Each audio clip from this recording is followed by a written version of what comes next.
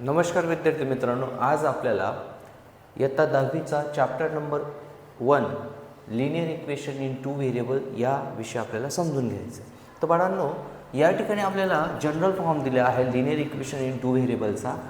तर ax + by + c = 0 आणि या ठिकाणी a b आणि c जो असतो हा रियल नंबर असतो आणि a b is not equal to at the same time. तर एकाच वेळेस a आणि b हा काय असतो 0 नसतो। तर यामध्ये आपल्याला बघायचं तर 0 कुठं नसतो ते आपल्याला पुढे समजून घ्यायचे। x आणि y हे काय आहेत तर व्हेरिएबल्स आहेत आणि x आणि y जवळ जो कोएफिशियंट येतो त्याच्याजवळ जर 0 राहिला म्हणजे कोएफिशियंट जर 0 राहिला व्हेरिएबल जवळ तर त्यावेळेस या ठिकाणी ते linear equation in two variable नसतं। हे आपल्याला समजून घेणं गरजेचं आहे। तर याची डिग्री जी असते degree of each term containing variable is 1। तर व्हेरिएबल या ठिकाणी जो व्हेरिएबल दिलेला आहे या व्हेरिएबलच्या वरती या ठिकाणी आपल्याला जी डिग्री आहे त्याला आपण पॉवर म्हणतो, तो काय हवा तर 1 हवा। दिलेला नसतो पण तो 1 असतो। तर या ठिकाणी आपल्याला x आणि y हे व्हेरिएबल आहेत, मराठी त्याला आपण चल म्हणतो आणि याच पद्धतीने आपल्याला बघायचं आहे की 5 आणि 3 हे कोएफिशियंट म्हणजे सहगुणक की जो व्हेरिएबल बरोबर असतो, व्हेरिएबलला अटॅच असतो। म्हणजे जर या ठिकाणी कोएफिशियंट आणि व्हेरिएबलचा काय होतोय मल्टिप्लाय होतोय, म्हणून हा या ठिकाणी दिला आहे 5x। त्याच पद्धतीने आपल्याला 3 आणि y, 3 आहे कोएफिशियंट आणि y आहे व्हेरिएबल, यांच्या देखील त्या ठिकाणी काय होतोय मल्टिप्लाय होतोय म्हणजे कोएफिशियंट आणि व्हेरिएबलचा। आणि हा जो 15 दिलेला आहे हा 15 आहे कॉन्स्टंट म्हणजे याला आपण स्थिरांक म्हणतो। आणि या ठिकाणी हा जो दिला आहे लिनियर इक्वेशन इन टू व्हेरिएबलचा स्टँडर्ड फॉर्म दिलेला आहे म्हणजे 5x + 3y = 15। तर मग आता आपण एक टेबल दिला आहे, तो टेबल आपण कंप्लीट करू। तर यामध्ये आपल्याला काय दिलेलं आहे तर 4m + 3n = 12 दिलेला आहे। तर या ठिकाणी बाळांनो लक्षात ठेवायचं की व्हेरिएबल किती आहेत 2 आहेत, म्हणजेच काय linear equation in two variables. मग m आणि n काय आहे तर व्हेरिएबल आहे। तर या ठिकाणी दिलेला m आणि n याच्यावर जर आपण बघितलं तर याचा पॉवर याचा डिग्री दिलेला नाही, म्हणजेच काय असतो 1 असतो। म्हणजे आपल्याला बघायचं की 2 व्हेरिएबल्स आहेत, ठीक आहे। त्याच्यानंतर आपल्याला या ठिकाणी कोएफिशियंट दिलेला आहे, ओके। पण जनरल फॉर्म नाही, हा स्टँडर्ड फॉर्ममध्ये आपल्याला दिला आहे, म्हणून या ठिकाणी आपल्याला काय दिसते की हे linear equation in two variable काय आहे तर आहे, म्हणून आपण याला s, ओके, हे आहे। आणि 3x² - 7y = 13 दिलेला आहे। मग यामध्ये आपल्याला x y तर दिसत आहे, परंतु या ठिकाणी हा स्क्वायर दिसतोय, म्हणजे स्क्वायर जर दिलेला आहे तर याचा अर्थ काय आहे बाळांनो तर हा क्वाड्रॅटिक आहे, लिनियर नाही। Linear equation in two variable मध्ये काय असतं लिनियर म्हणजे की लिनियर इक्वेशन म्हणजे या ठिकाणी जर बघितलं तर ज्याच्या जो डिग्री असतो हा काय असतो 1 असतो, म्हणजे हा नाहीये। तर पुढे आहे √2x - √5y = 16। तर या ठिकाणी x चा व्हेरिएबल दिलेला नाही आहे, म्हणजे हा जो कोएफिशियंट आहे √2 आणि x काय व्हेरिएबल यांच्यात मल्टिप्लाय होतोय, ठीक आहे। तर याचा जो डिग्री आहे हा काय 1 आहे, म्हणजे हे आहे linear equation in two variable. त्याच्यानंतर 0x + 6y - 3 हे दिलेलं आहे। तर आपल्याला या ठिकाणी मेन्शन केलं की a b is not equals to 0 at the same time. या ठिकाणी जर का आपण 0 आणि x चा मल्टिप्लाय केला तर याचा आन्सर आपल्याला काय मिळणार आहे तर 0 होऊन जाणार आहे। मग याचा आन्सर जर 0 झालं तर या ठिकाणी आपल्याला फक्त 1 व्हेरिएबल मिळतो, म्हणजे हे पण नाहीये। त्याच पद्धतीने पुढे आपल्याला 0.3x + 0y या ठिकाणी 0 आणि y चा मल्टिप्लाय झाला तर आपल्याला आन्सर काय तर 0, म्हणजे या ठिकाणी एकच व्हेरिएबल आपल्याला मिळेल, पण या ठिकाणी आपल्याला 2 व्हेरिएबल्स हवेत, म्हणून हे पण काय आहे नो। त्याच्यानंतर बाळांनो 4/x plus 5/y is equals to 4 दिलेले आहे. तर लक्षात ठेवा, वरची संख्या आहे न्यूमरेटर, खालची संख्या आहे डिनॉमिनेटर. डिनॉमिनेटरला जर व्हेरिएबल येत असेल, डिनॉमिनेटरला जर का व्हेरिएबल येत असेल तर त्याची जी डिग्री असते हे काय असते, मायनस असते. म्हणजेच हे पण linear equation in two variable नाही आहे. त्याच्यानंतर 4xy minus 5y minus 8 is equals to 0. यामध्ये 4xy एकाच जवळ, म्हणजेच या ठिकाणी आपण बघितलं की 4 multiply by x multiply by Y. तर या ठिकाणी आपल्याला बघायचं आहे की 4 multiply by x multiply by Y. तर एक्स आणि वाय या दोघांचा, एक्स आणि वाय या दोघांची जी डिग्री आहे ही 1 1 आहे. म्हणजेच यांचा इंडायसेसचा रूल प्रमाणे 1 आणि हा 1 यांची काय होऊन जाईल, प्लस होऊन जाईल. म्हणजे या ठिकाणी एक्स आणि वाय यांचा क्वाड्रॅटिक होऊन जाणार आहे. हे काय होऊन जाणार आहे, तर क्वाड्रॅटिक होऊन जाणार आहे. म्हणून हे पण काय आहे, नो. ह्या पद्धतीने आपण हे समजून घेतलं. चला तर मग आता आपण प्रॅक्टिस सेटला सुरुवात करू. चला तर विद्यार्थी मित्रांनो, मग आज आपल्याला प्रॅक्टिस सेट 1.1 ला सुरुवात करायची आहे. तर या ठिकाणी फर्स्ट क्वेश्चन दिला आहे, complete the following activity to solve the simultaneous equation.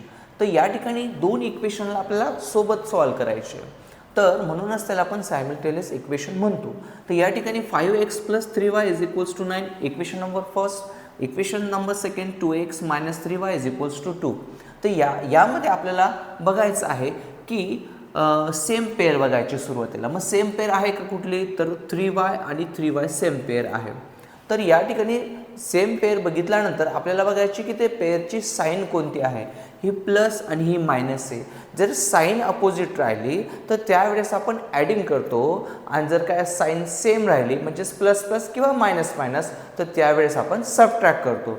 तर यामध्ये आपल्याला काय करायचं आहे, तर ॲडिंग करायचं इक्वेशन नंबर फर्स्ट अँड सेकंडला. तर 5x plus 3y is equals to 9 equation number first, आणि 2x minus 3y is equals to 12 equation number second. तर यामध्ये आपल्याला ॲडिंग करायची, म्हणजेच 5x आणि 2x किती झाला, तर या ठिकाणी आपल्याला मिळतो 7x आणि प्लस 3 मायनस 3 झाला कट, आणि 9 आणि 12 किती झाले, तर 21. तर या ठिकाणी 7 इथं मल्टिप्लायला, तर इकडे येताना काय होईल, तर डिवाइडला होईल. म्हणजे 7 1 जा 7, 7 3 जा 21. मग तर एकची व्हॅल्यू काय आली आपल्याला, एकची व्हॅल्यू मिळाली 3. तर त्याच पद्धतीने या ठिकाणी आपल्याला बघायचं आहे की x इज इक्वल्स टू 2. म्हणजेच आपल्याला प्लेस करायचे, म्हणजेच काय पुट करायचं आहे, एकची व्हॅल्यू काय पुट करायची, तर एकची व्हॅल्यू पुट करायची 3. मग एकची व्हॅल्यू 3 पुट करायची इक्वेशनमध्ये. ज्या ठिकाणी x दिलेला आहे इक्वेशनमध्ये, तर तुम्ही इक्वेशनमध्ये फर्स्ट सेकंड कुठल्याही इक्वेशनमध्ये व्हॅल्यूज पुट करू शकतात आणि आपल्याला व्हायची किंमत मिळू शकते.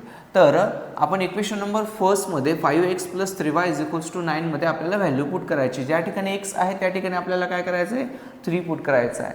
म्हणजेच 5 3 जा होईल 15. ओके, हा 15 या बाजूला प्लस आहे, तर इकडच्या बाजूला येताना काय होईल, तो मायनस होईल. आता 9 मायनस 15, तर 15मधून 9 आपल्याला कमी करावं लागेल. तर 15मधून 9 गेलं म्हणजे 6 आपल्याला मिळणार या ठिकाणी. तर मोठ्या संख्येची साईन, तर आपल्याला मोठ्या संख्येची साईन लक्षात ठेवावं लागेल. म्हणजेच काय, -6 आपल्याला मिळणार आहे. तर हा 3 या बाजूला मल्टिप्लाय आला आहे, तर इकडे येताना त्या ठिकाणी डिवाइडला होईल. म्हणजे हा -6 वरती, 3 1 जा 3, 3 2 जा 6, म्हणजेच काय -2. म्हणजे आपल्याला या ठिकाणी काय आन्सर मिळालं, x मिळाला 3 आणि y मिळाला -2. ह्या पद्धतीने आपण हे समजून घेतलं.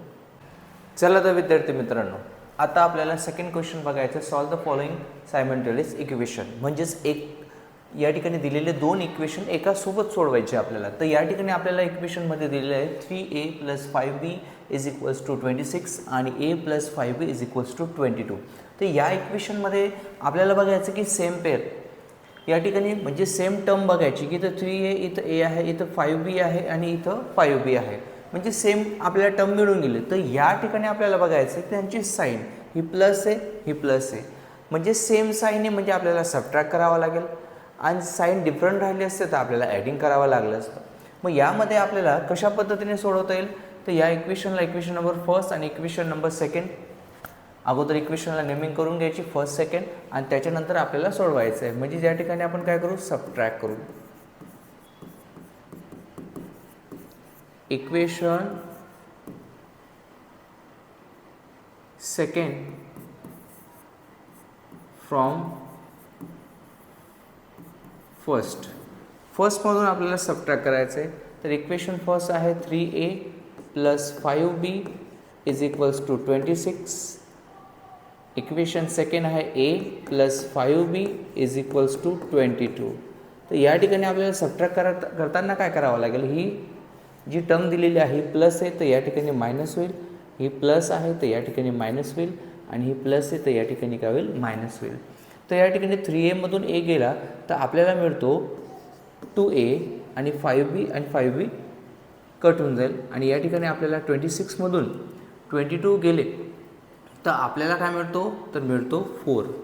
आता हा 2a आहे, 2 इथं मल्टिप्लायला आहे, इकडे त्यांना डिवाइडला. a इज इक्वल्स टू 4/2 म्हणजेच a इज इक्वल्स टू आपल्याला काय मिळाला 2. a ची व्हॅल्यू आपल्याला मिळाली 2.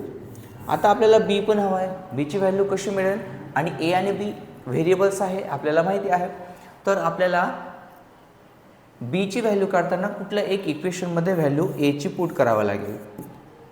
Put a is equals to 2 in equation सेकंडमध्ये पुट करू आपण. फर्स्टमध्ये पण करता येईल. a plus 5b is equals to 22. a ची व्हॅल्यू आपल्याला मिळाली 2. 2 plus 5b is equals to 22.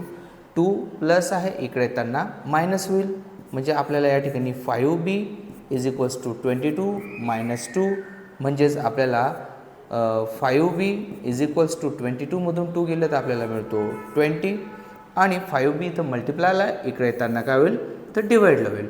b is equals to 20 divide by 5 जर केला तर आपल्याला b इज इक्वल्स टू 5 1 5 5 4 20 म्हणजेच आपल्याला b ची व्हॅल्यू मिळणार आहे 4.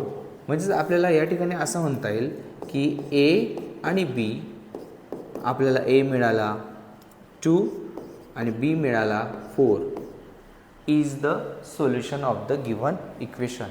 या पद्धतीने आपण हे एक एक्झाम्पल समजलं. एक्झाम्पल आहे x plus 7y is equals to 10 आणि इक्वेशन आहे फर्स्ट इक्वेशन. सेकंड इक्वेशन आहे 3x minus 2y is equals to 7. तर इक्वेशनला अगोदर नेमिंग करून घेऊ आपण. x plus 7y is equals to 10. Second equation आहे, फर्स्ट इक्वेशन आहे. सेकंड इक्वेशन आहे 3x minus 2y is equals to 7. Equation number second. आता या इक्वेशनमध्ये आपल्याला सेम पेअर बघायची. तर सेम पेअर दिसते का, इथं x आहे, इथं 3x आहे, इथं 7y आणि इथं काय दिलेलं आहे त्या ठिकाणी मायनस 2y दिलेला आहे. मग आपल्याला काय करावं लागेल, तर या ठिकाणी आपल्याला सेम इक्वेशन करत असताना, तर सेम टर्म करत असताना आपल्याला या ठिकाणी x आहे तर या ठिकाणी 3x करू शकतो. म्हणजे आपल्याला मल्टिप्लाय करायचं आहे.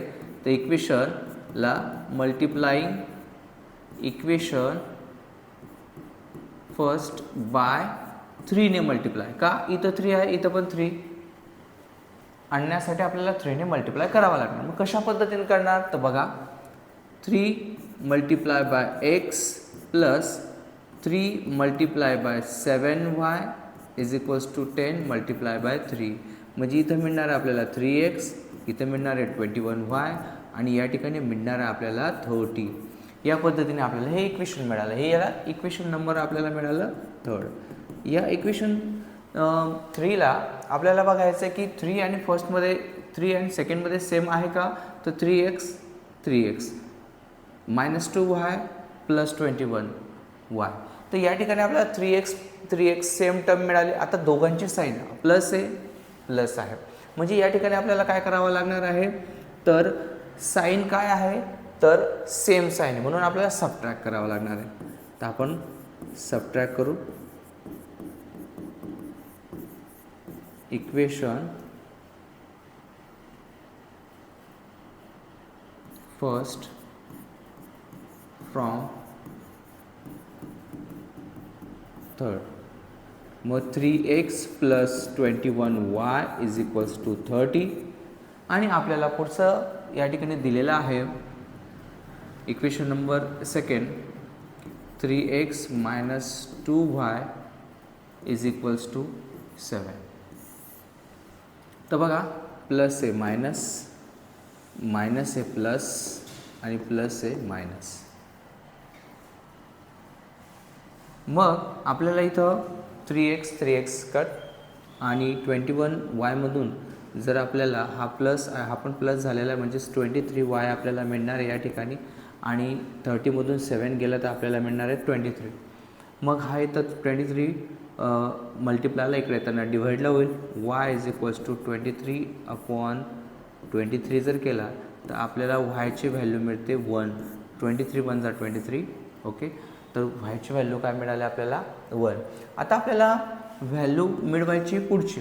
तर कोणती व्हॅल्यू मिळवायची आपल्याला, तर आपल्याला एक्सची मिळवायची. तर मग आपण काय करू, पुट y = 1 इन इक्वेशन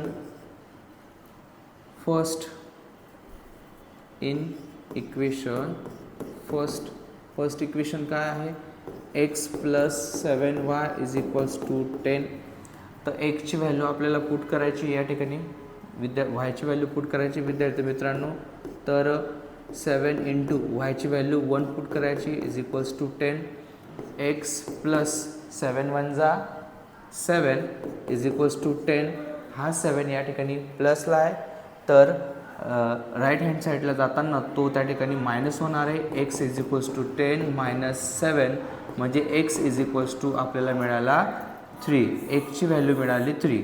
म्हणजे या ठिकाणी आपण म्हणू x आणि y. x मिळाला आपल्याला 3 आणि y मिळाला आपल्याला 1 इज द सोल्युशन. या पद्धतीने आपण एक्झाम्पल फर्स्ट आणि सेकंड बघितलं. तर जर का तुम्हाला हे एक्झाम्पल समजले असेल तर चॅनलला नक्की सबस्क्राईब करा, शेअर करा, लाईक करा. धन्यवाद.